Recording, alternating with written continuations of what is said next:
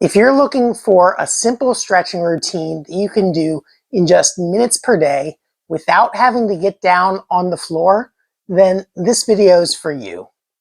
I'm Dr. Dave Candy, and in this video, I'm going to show you 4 simple stretching exercises that you can do in just 8 minutes per day without lying down and without getting down on the floor. Stretching exercises are extremely beneficial for improving your mobility, and it doesn't take that much time per day to see improvements. What it does take, though, is consistency. And I realized a long time ago that the more convenient exercises were for my patients to do, the more likely they were to actually do them. And so all of the exercises in this video can be done either seated or standing, so you can do them just about anywhere at any time that's convenient for you. So let's jump right into the first exercise.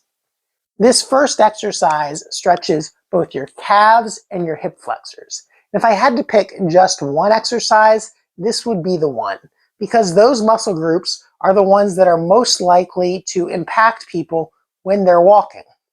And to do this exercise, you start out in a stagger stance like this, with one leg backwards and one leg forwards. And the leg that's in back is the one that you're going to be stretching. And you want to start out by putting your foot on the ground with your toes pointed straight ahead. And make sure that your heel is flat on the floor. So if your toes are coming up like that, just shorten your stagger a little bit so that you can get the heel of this back foot on the floor. Then take a step forwards only as far as you can without that back heel coming up off the floor. This stretches the calf of the back leg.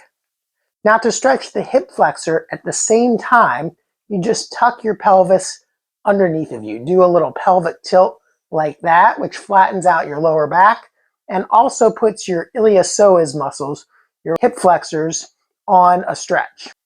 Now, hold this exercise for 1 minute in this position, and then you'll switch legs and do the other side.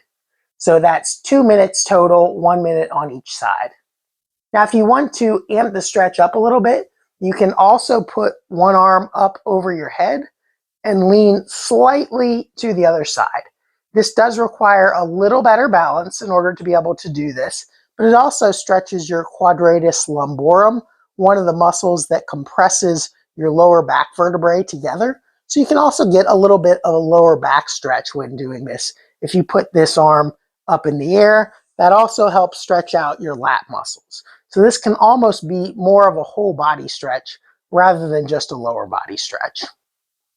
An additional variation of this one is if you stagger a little bit farther and lean in a little bit farther like this, this also stretches another one of your hip flexors, the rectus femoris. Now you'll notice that your heel comes off the floor when going into this deeper lunge, so you will require extra time if you're going to do this variation. It also requires a little bit more strength out of this front leg since you're doing a partial lunge. So this is going to add to your total exercise time, and it is a little bit more of an advanced version. So that's the first exercise. And if you just do the base version, that takes you about 2 minutes per day if you do 1 minute on each side. Now, the second exercise is going to be sitting down, and that's for your hip rotator muscles or your piriformis primarily.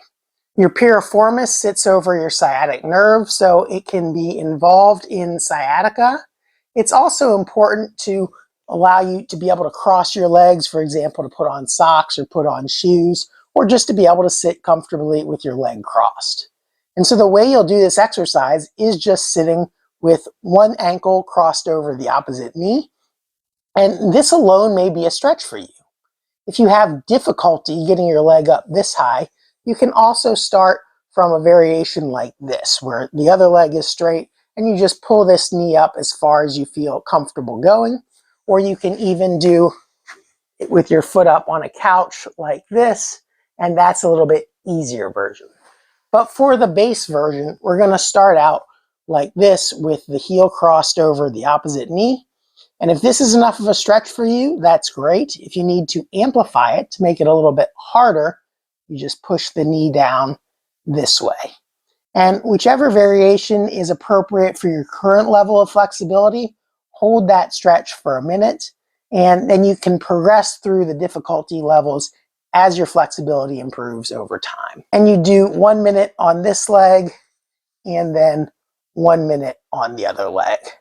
And then just to review those variations, it's the easiest variation here or here, medium variation here, kind of the base level, and then for an amplified stretch, push down a little bit farther.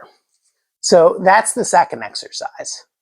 The third exercise is also going to be seated, and you're still going to cross one leg over the other if you can, or go like that if you have less flexibility, and then pull this knee up towards the opposite shoulder. This stretches out the posterior part of your hip or the back part of your hip, which includes some of your hip rotator muscles, as well as your gluteus maximus or your butt muscle.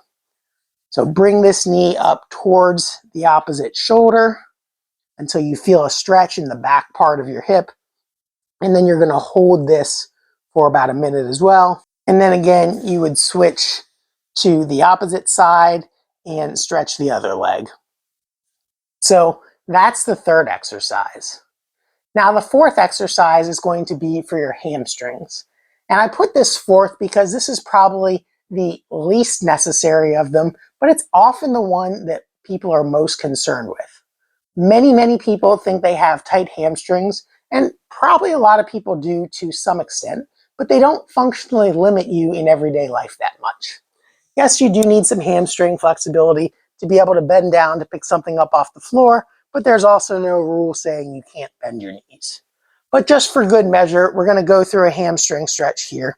You can do this standing, putting your foot up on a chair or on a couch like this, and then you want to keep your back straight. So you don't want to lean forwards like you're touching your toes there. You want to keep your back straight and then hinge from the hips until you feel a stretch in the back of the hamstring here.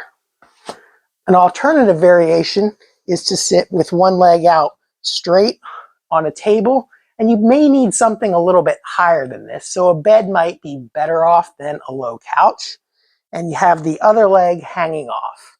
And then again, you're going to lean forwards like this just until you feel a stretch in the back of this leg.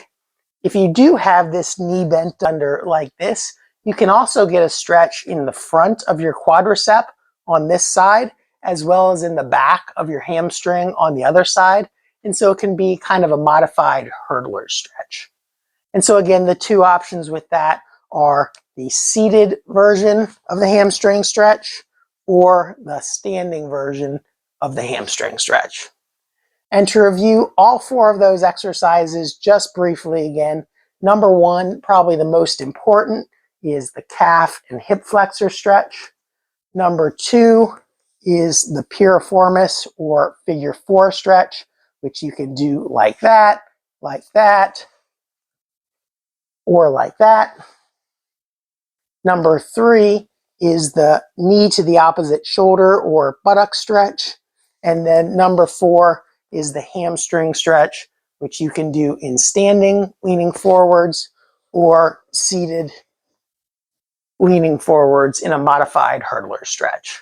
So hopefully you did find those four exercises helpful. Again, it only takes you 8 minutes out of your day to do all of those exercises. Everybody has 8 minutes. But the great thing about seated or standing stretches is that they don't need to be 8 consecutive minutes.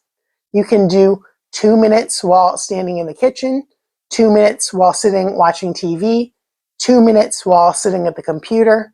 You can do them just about any time, anywhere. But flexibility is only one component of proper fitness and to maintain adequate mobility and independence. And if you'd like to get more tips on how to improve your balance and strength, you can check out this playlist over here. But before you go, if you found this video helpful, make sure to give it a like and subscribe to our channel so you can get notified of our future videos. Thanks for watching, and I'll see you in the next video.